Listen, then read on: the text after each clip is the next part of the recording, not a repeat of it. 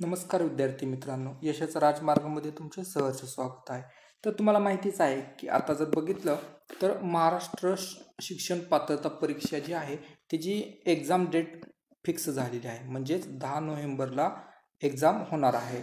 आणि त्यामध्ये जर बघितलं आपण तर त्यांनी त्याच्यामध्ये विद्यार्थ्यांसाठी 30 सप्टेंबरपर्यंत अर्ज करावेत असे सांगितलेले आहे.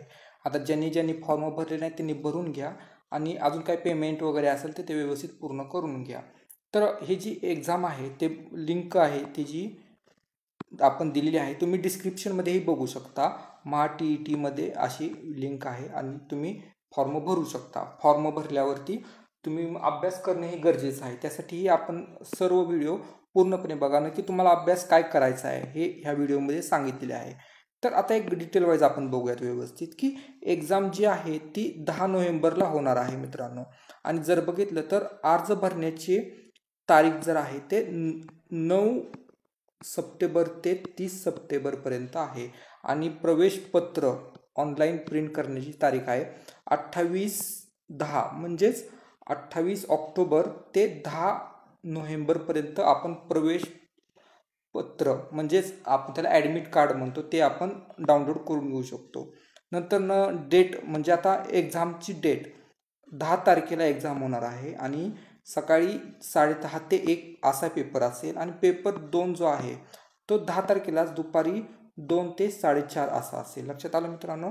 पेपर 1 जो आहे तो सकाळी असेल आणि पेपर 2 जो आहे तो दुपारी असेल. आता व्यवस्थित आपण जर बघितलं तर त्याचा आराखडा कसा असतो, प्रश्नपत्रिका आराखडा कसा आहे, अभ्यासक्रम, ते तयारी कशी करायची हे आपण व्यवस्थित बघून घेऊ. तर अजून तुमचे काय डाऊट्स असेल तर नक्की कमेंट्स करा, आपण त्यावरती नक्कीच व्हिडिओ बनवू. तर एक लक्षात ठेवा, आता संदर्भ पुस्तके कोणकोणती वाचायची, अभ्यासक्रम याबद्दल आपण सगळं व्यवस्थित बघणार आहोत. तर एक जो पेपर 1 आहे त्यासाठी बघितलं तर बालमानसशास्त्र व अध्यापनशास्त्र 30 गुणांसाठी आहे. तर त्यासाठी बुक्स कोणते वाचायचे, यासाठी बालमानसशास्त्र व अध्यापनशास्त्रासाठी डॉक्टर शशिकांत अन्नदाते व स्वामी शेट्टी यांचे बुक्स रीड करणे गरजेचे आहे. त्याचप्रमाणे के सागर पब्लिकेशन पुणे यांचे बुक्स हे खूप छान आहे, तुम्ही हे बुक्स रीड करणं गरजेचं आहे. आता तुम्हाला माहितीच आहे मराठीसाठी बाळासाहेब शिंदे सरांचं बुक्स हे खूप छान आहे, त्यामध्ये तुम्हाला प्रश्नसंचय मिळून जाईल. तर मराठी जो विषय आहे तो 30 गुणांसाठी आहे. आणि जर पुढं बघितलं तर इंग्रजीसाठी सुद्धा बघितलं तर बाळासाहेब शिंदे सरांचं बुक्स खूप छान आहे 30 गुणांसाठी. आणि इंग्रजी विषयाचं व्याकरण वगैरे पूर्ण परफेक्ट करणं गरजेचं आहे. आता पुढील विषय आहे गणितामध्ये के सागर, सचिन ढवळे सर, सतीश वसे हे सरांचे सर्व बुक्स म्हटले कुठलं तरी एक बुक्स तुम्ही प्रेफरन्स करा आणि प्रेफर केल्यावरती तुम्हाला व्यवस्थित गणित सॉल्व्ह झाली पाहिजे. ते पण बघितलं तुम्ही तर 30 गुणालासाठीच हे एक्झाम आहे अंकगणितासाठी. आता तुम्हाला कळलेच असेल. आता पुढचा विषय आहे परिसर अभ्यास. परिसर अभ्यासाला 30 गुण आहेत, लक्षात ठेवा मित्रांनो, 30. आता त्यामध्ये कोणतं बुक्स वापरायचं, परिसर अभ्यास, विज्ञान, भूगोल, इतिहास, नागरिकशास्त्र पाठ्यपुस्तके वाचावीत, लक्षात ठेवा मित्रांनो परिसर अभ्यासासाठी. आता TET जर प्रश्नपत्रिका बघितल्या तर गेले 7 वर्षाचे प्रश्नपत्रिका तुम्ही बघणे गरजेचं आहे. TET 14 प्रश्नसंच वगैरे जे मार्केटमध्ये अवेलेबल आहे ते घेणं गरजेचं आहे.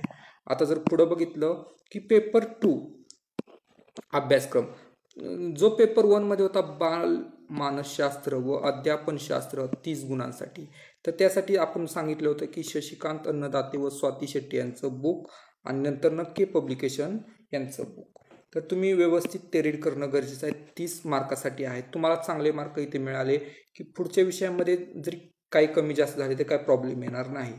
आता जर बघितलं तर दुसरा विषय आहे मराठी, त्यासाठी 30 गुण आहेत आणि त्यासाठी बाळासाहेब शिंदे सरांचं बुक्स रीड करणे गरजेचं आहे.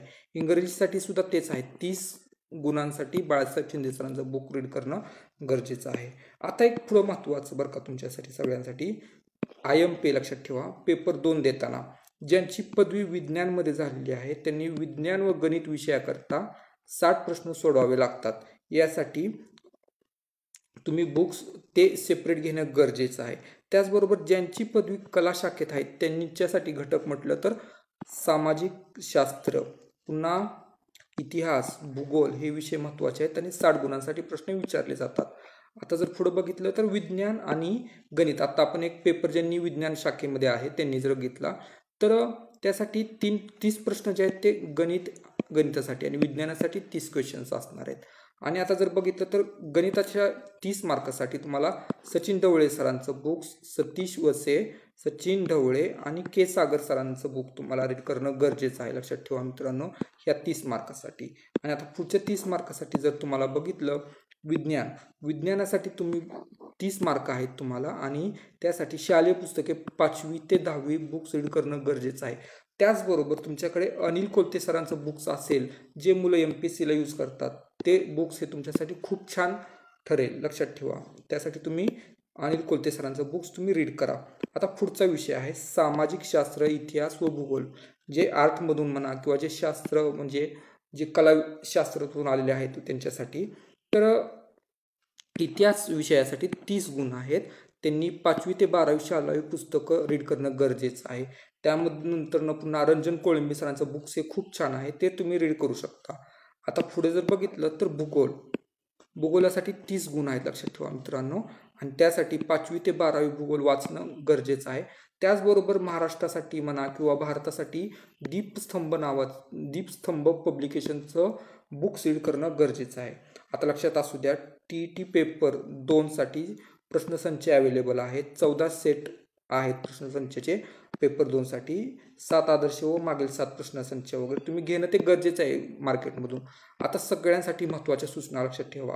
तर TET परीक्षा उत्तीर्ण होण्याच्या महत्त्वाच्या बाबी बरं का, TET.